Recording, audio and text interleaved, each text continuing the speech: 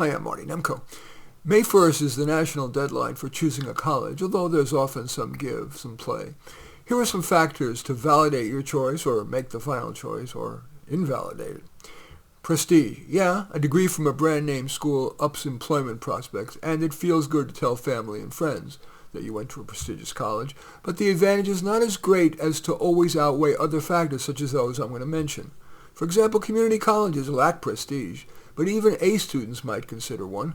Not only is the cost dramatically lower, instruction on average is perhaps surprising better because community college faculty is hired mainly on how well they teach. University faculty, especially at prestigious institutions, are hired and promoted mainly on their research, and it is a canard that good researchers make good teachers.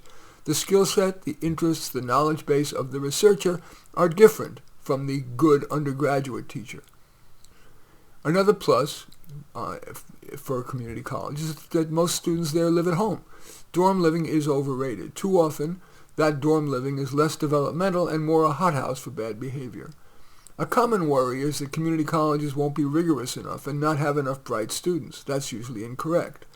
By choosing challenging instructors, perhaps be in an honors program or getting involved in demanding extracurriculars such as student government or the TV station, lack of rigor is usually not a problem.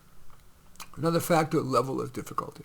Dropping out from Harvard is usually worse than graduating from a less demanding school. Sure, you could then try another college, but the toll on self-esteem from having dropped out is often serious. Besides, if you're in too tough a school, the stress can be great, and the need for study a lot so great that there's insufficient time for extracurriculars and social life, which are both fun and maybe more important in your development, career, and life success.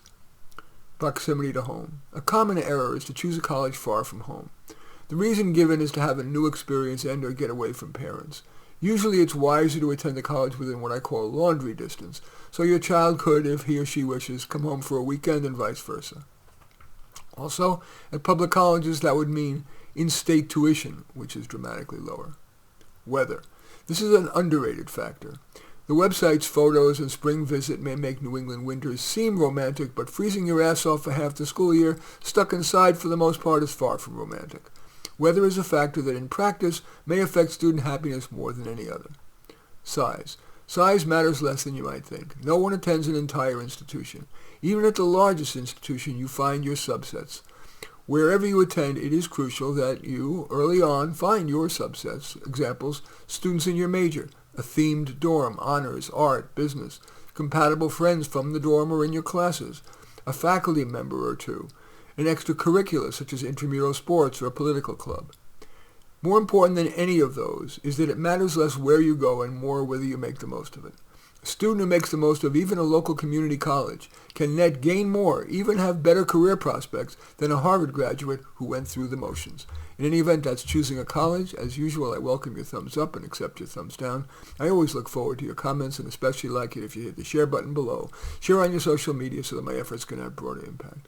And I am flattered if you choose to subscribe to my channel. And certainly would welcome you taking a look at any of my 35 books. Perhaps the most relevant is You're Gonna Love This College Guide. In any event, they're all 35 are on Amazon. I thank you for watching. I'm Marty Nemko.